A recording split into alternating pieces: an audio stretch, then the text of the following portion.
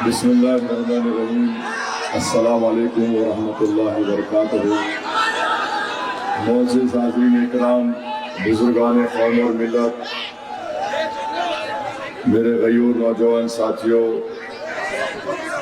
इज़्ज़तदार माँ और बहनों, बलरामपुर के मजलिस इत्तेहादुल मुस्लिमीन के उम्मीदवार मोहतरम आदिल हसन साहब, महाराष्ट्र से तशरीफ़ लाए रुकन असम्बली मौलवी मुफ्ती इस्माइल साहब, शह नशीन बतशरीफ़ फरमा तमाम बुजुर्गान क़ौम और मिल्लत, मोअज़्ज़ीज़ीन, मेरे अजीज़ दोस्तों और बुजुर्गों, हम आपको ये गुजारिश करने आए हैं, अपील करने आए हैं कि 11 नवंबर के दिन आप लोग अपने एक एक वोट का इस्तेमाल मुत्तहदा तौर पर पतंग छाप के निशान पर मजलिस इत्तेहादुल मुस्लिमीन के उम्मीदवार के हक़ में इस्तेमाल करके आप अपने इत्तेहाद का सबूत दीजिए, अपने सियासी शऊर का सबूत दीजिए और सीमांचल की इंसाफ की लड़ाई में आप मजलिस इत्तेहादुल मुस्लिमीन का साथ दीजिए। मजलिस इत्तेहादुल मुस्लिमीन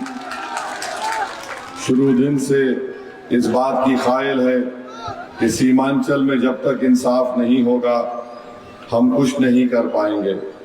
इसीलिए आप देखते हैं कि सीमांचल की लड़ाई के लिए मजलिस इत्तेहादुल मुस्लिमीन ने ऐवान पार्लियामेंट में हमने हिंदुस्तान की दफ़ा 371 के तहत मैंने एक प्राइवेट मेंबर्स बिल को डाला और उसमें इस बात का मुतालबा मैंने किया कि मैंने ये कहा कि जिस तरह से संविधान में इस बात की इजाज़त है कि भारत में आप जो इलाका पसमानदा होता है वहाँ पर डेवलपमेंट काउंसिल बने और डेवलपमेंट काउंसिल के ज़रिए से उसको इस बात की इजाज़त होती है कि वो उस इलाके में खुद तय करे कि कितना पैसा लगना चाहिए।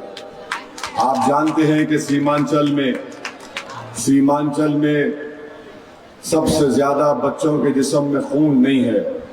सीमांचल में जो हमारी माँ बेटी बहन है 9 महीने पेट में रखकर जो बच्चे को पालती है और जब पैदा करती है तो सबसे ज़्यादा सीमांचल में जब वो बच्चा पैदा होता है तो अविकसित बच्चा होता है, यानी वो बच्चा स्टंटेड जिसको बोलते हैं, बिल्कुल ही बच्चा बीमार रहता है। या फिर सबसे ज़्यादा मृत्यु दर अगर होता है बच्चा पैदा होने के बाद उसकी मौत हो जाती है तो सीमांचल में होता है।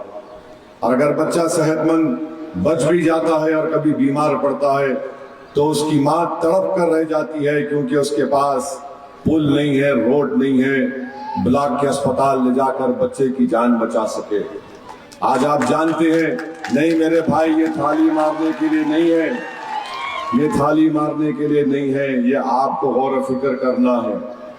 मैं आपकी नाइंसाफी को बता रहा हूँ। हमारे बच्चों के लिए स्कूल नहीं है। पूरे सीमांचल में एक ही डिग्री कॉलेज है किशनगंज में, मारवाड़ी डिग्री कॉलेज के नाम से।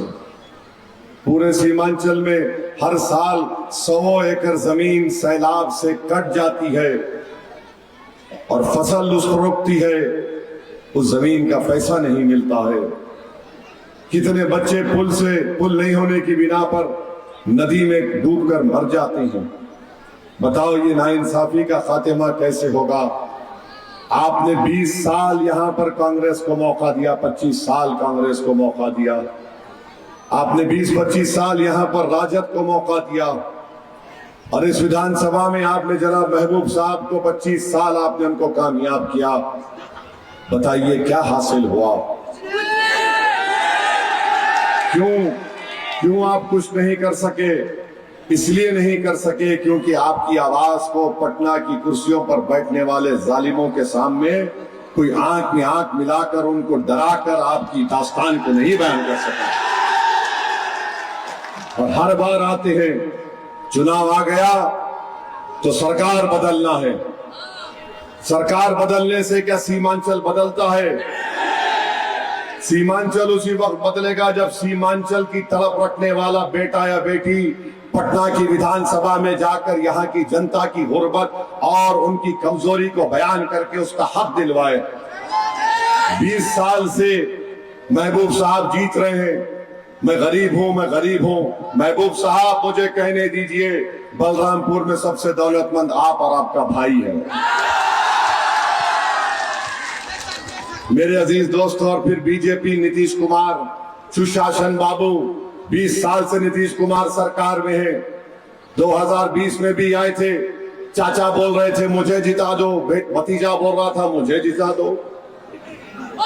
तो चाचा कभी मोदी के साथ बैठकर चाय पी लिए, तो कभी भतीजे को बुलाकर खाना खिला दिए। ये धंधा हो रहा है, धंधा। और आपको बता रहे हैं, बीजेपी जब आती है सीमांचल को, प्रधानमंत्री आते हैं तो घुसपैठिया कहते हैं। आज भी अरारिया को आया और घुसपैठिया का नाम दिया। बताओ मेरे अजीज दोस्तों, बुजुर्गों, सीमांचल में एक सेंट्रल यूनिवर्सिटी नहीं है। सीमांचल में एक सेंट्रल यूनिवर्सिटी नहीं है। सीमांचल में कुछ नहीं है। आज प्रधानमंत्री अरारिया आए थे, सुनो उनकी जबान से वो क्या कह रहे हैं।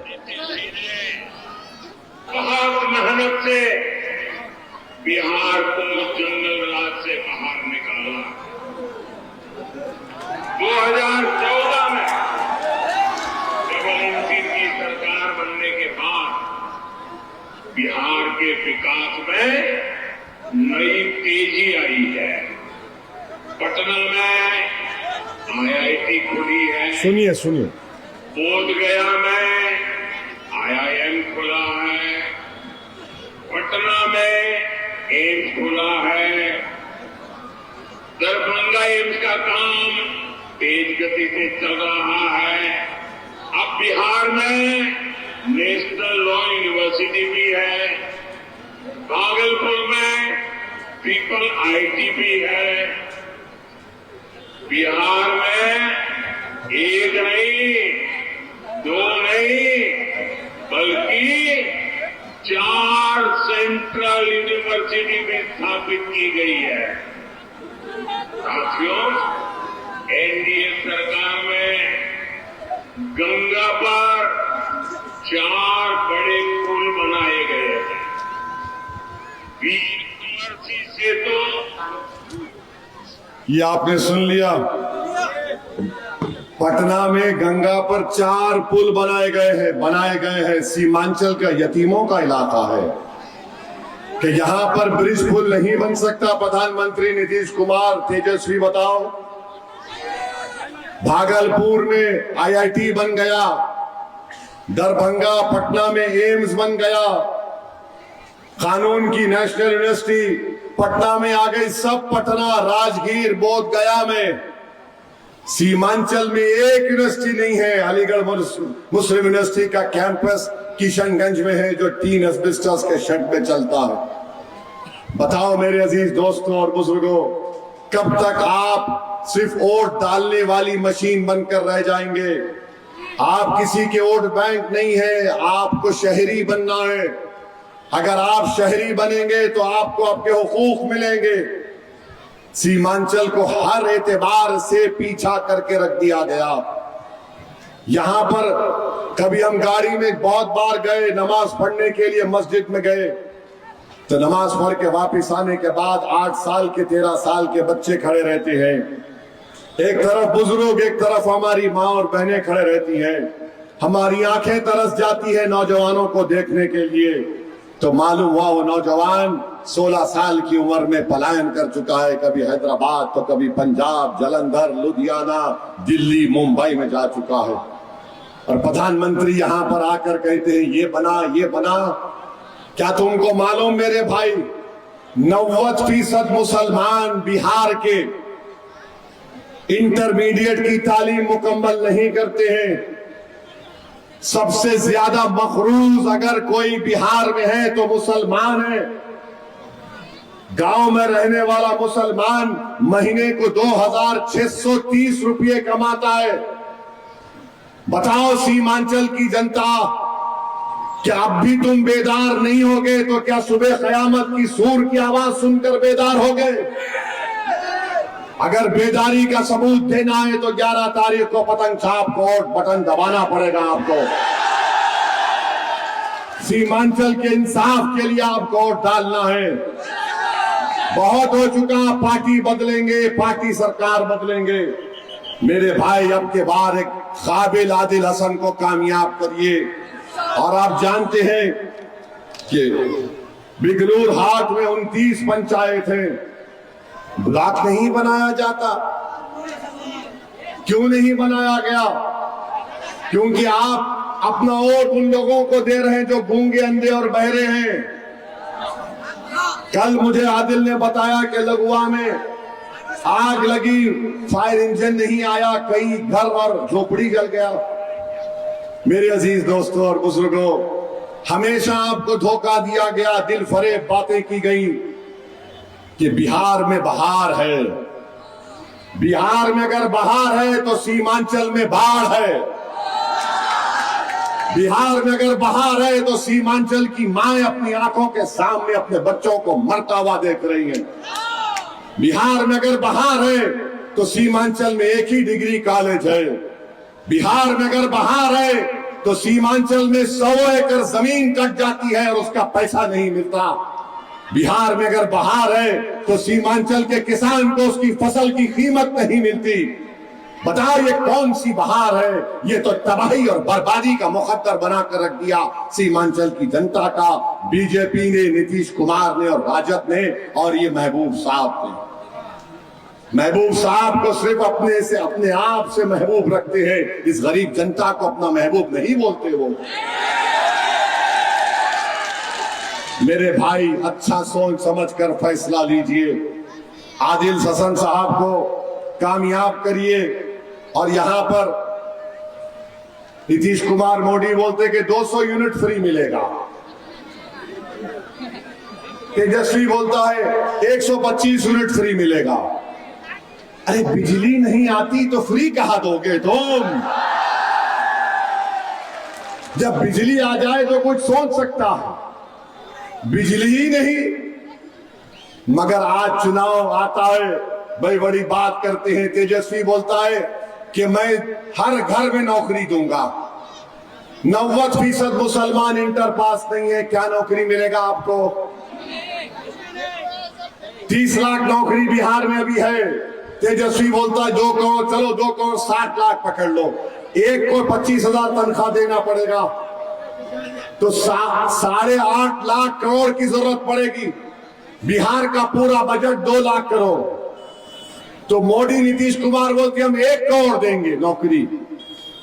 1 करोड़ को 4.5 लाख करोड़ की जरूरत है। कहां से आएंगे पैसे? चुनाव है, जनता को बेवकूफ बनाओ, वोट हासिल करो, उसके बाद ये 5 साल तड़पते रहेंगे, मरते रहेंगे, डूबते रहेंगे। मेरे भाई याद रखो, ये थाली मारने के लिए नहीं बल्कि आप में एक इनकलाब पैदा करना है। यहां से बलरामपुर से आपको मजलिस को कामयाब करिए। और यहां पर जो हमारे आपके एमपी साहब जनाब तारिक अनवर साहब हैं, क्या आप जो मोदी ने काला कानून बनाया वक्फ का, उसकी तायीद करते हैं आप? वो कानून मस्जिद, दरगाह, खानका, कब्रिस्तान को छीनने के लिए मोदी ने बनाया। हमने उस कानून के खिलाफ 128 पेज की रिपोर्ट लिखी, पार्लियामेंट के रिकॉर्ड में है। पार्लियामेंट में खड़े होकर हमने संविधान के आर्टिकल्स पे दलील देकर हमने पार्लियामेंट को और मोदी को, तेजस्वी को, सबको बता दिया ये हमारे संविधान के खिलाफ है। और हमने कहा ये वक्फ को बचाने के लिए नहीं, वक्फ को बर्बाद और लूटने के लिए है। इसीलिए हमने उस कानून को फाड़ कर पार्लियामेंट के फर्श पर फेंक दिया, ये वक्फ को लूटने का कानून। तो जनाब तारिक अनवर साहब क्या बोलते हैं? मुझे उससे कोई मतलब नहीं है, कानून से।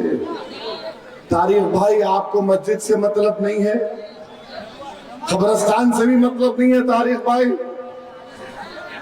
बताओ मेरे दोस्तों, क्या हाल हो रहा है? बदनाम हमको किया जाता है। तेजस्वी बोलता ओवैसी चरमपंथी है, चेहरे पे दाढ़ी, सर पे टोपी। अगर कोई इस तरह चरमपंथी होगा तो बताओ फिर जो कुरान पढ़ता है, नमाज पढ़ता है, मदरसे में पढ़ाता है, मदरसे में जो बच्चे पढ़ते हैं, जो हमारी माँ और बहनें अदब के लिए हया उनकी दिखती है, सर पर पल्लो या हिजाब या बुर्का पहनती है, तो क्या सब चरमपंथी बन जाएंगे? तो इसका जवाब आप देंगे नहीं देंगे? मेरे महबूब साहब है यहां पर, CPI-ML पार्टी के हैं और माले किसी खुदा को नहीं मानते, वो तो दहरिये होते हैं। हमको उससे कुछ इनकार नहीं है, उनका फैसला है, मगर वो चरमपंथी नहीं है। जमीन और आसमान के खालिक को अल्लाह बोलकर इबादत करने वाला चरमपंथी है। इस बात का फैसला आपको करना, जवाब देना। तो क्या 11 तारीख को पतंग पर छाप परोट पड़ेगा? बलरामपुर में एक नया तारीख लिखेंगे आप, इस नौजवान आदिल हसन को कामयाब करेंगे। और जो निर्दलीय उम्मीदवार है, मैं उनसे भी कह रहा हूं, आ जाओ भाई, बलरामपुर की जनता के लिए आ जाओ। बलरामपुर की जनता बेचैन है यहां पर एक नए विधायक को कामयाब करने के लिए। याद रखो, निर्दलीय लड़कर तुम दोबारा ऐसे लोगों को कामयाबी का मौका मत दो जो गरीबों का खून चूस रहे 20 साल से। तो हम आपसे अपील कर रहे हैं कि पतंग छाप को कामयाब करिए, सीमांचल को मजबूत करिए। सीमांचल की लड़ाई के लिए मजलिस लड़ रही है। इस चीज को सामने रखकर यहाँ पर अस्पताल की जरूरत है। यहाँ पर बाहिन घाट, दंदोलिया घाट, जबलपुरा घाट, मालापारा घाट, ये सब यहाँ पर पुल, रोड, बिजली का इंतजाम इंशाअल्लाह ताला आदिल हसन करेंगे। तो लगाइए हमारे साथ, सीमांचल जिंदाबाद, सीमांचल जिंदाबाद, पतंग छाप जिंदाबाद, नारे तकबीर। मैंने सुना कि महबूब साहब को बड़ा तकलीफ होती है नारे तकबीर से। नारे तकबीर। अस्सलाम वालेकुम व रहमतुल्लाह।